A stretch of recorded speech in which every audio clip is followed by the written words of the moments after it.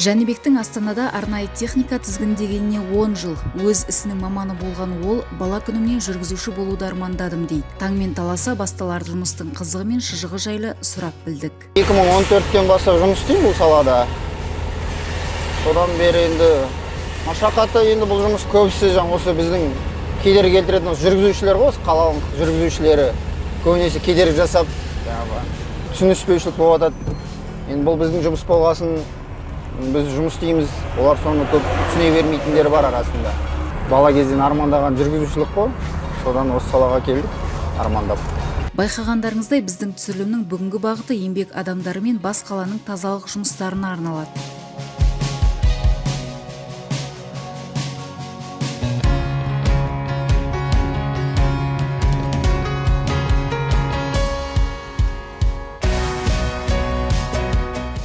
Қаланың көркі жасыл желегі, оны күтіп ұстау, пішінін келтіру, күзеу арнайы шеберлікті қажет етеді.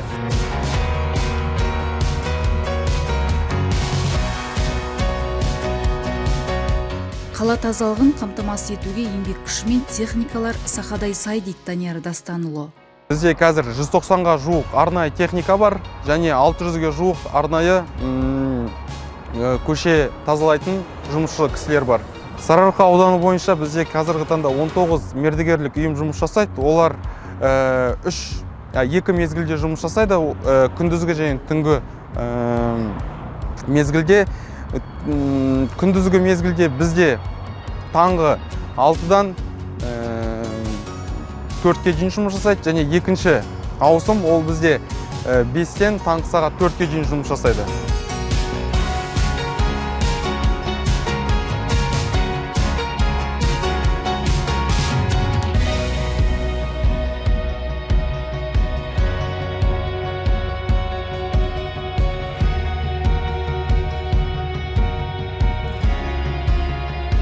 Көріп тұрғандарыңыздай мұнда аялдаманы тазалау жұмыстары жүргізіліп жатыр.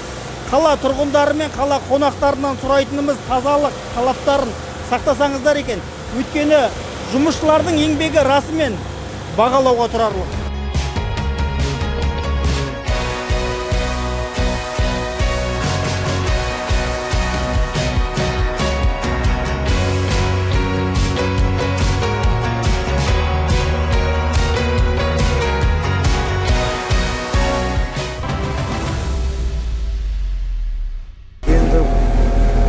Осы салада жүргеніме 6 жыл болды. Өзім мақтан тұтам осы жұмыс істеп атқаныма, адал еңбегіммен ырысқы несібеміз тауып жатыр.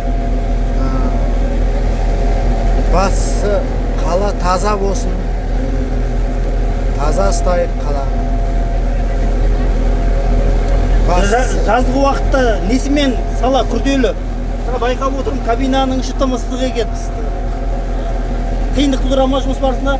Тудырмайды, терезелерін ашып қоясың. Ол еш кедергісін жасамайды. Тек тазалық жұмысын істеп, таза ұстап қаланы. Адал еңбегімізді тауып, бала шағамыздың несібесін сөйтіп істеп жүрміз осы жұмыста.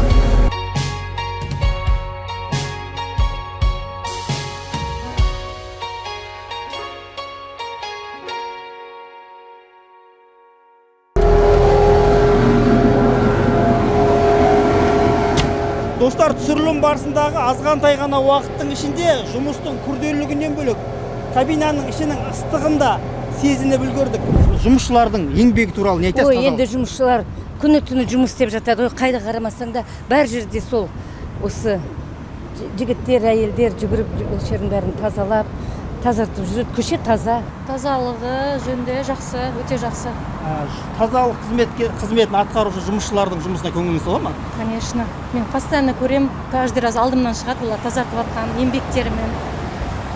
Қала тұрғындарына және қала қонақтарына қаланы таза ұстау бағытында қандай кеңес айтар едіңіз? Олардың еңбегін, чтобы ценить етіп, әркім өзінің артын жинап жүргені дұрыс деп ойлаймын. Олар да еңбекпен жұмыс істейді. Енді ол кісілер, конечно, жұмыстары адал, еңбектері адал. Таң атқаннан кеш батқанға жұмыстарын істейді. Да, в городе у нас очень чисто, чистые улицы, мы здесь часто бываем именно на этой улице. Но вообще в целом, как житель города Астаны, могу сказать, что у нас очень чистый город и большой и низкий поклон работникам, которые убираются. Қала тұрғындарына, келуші қонақтарға қаланы тазалауға байланысты. Қазір енді жазғы маусым көгалда отырады, сақтамай жатады тазалық тараптарын. Бұл туралы не айтасыз? Қандай Енді кеңес ол етесіз? туралы енді адамдардың өздерінен тазалап кету керек. Отырған жерлерін алып, мусорларын алып, тазалау керек. Ол өзімізге байланысты. Әр адамның өзіне.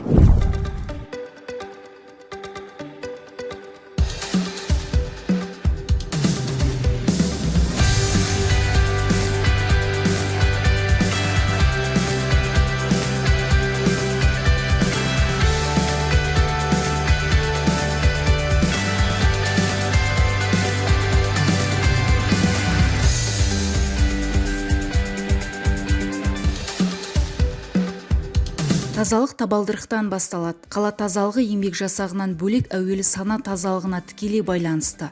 Өйткені қоршаған ортаның келбеті мәдениетіміздің деңгейі, көрінісі болып қала бермек.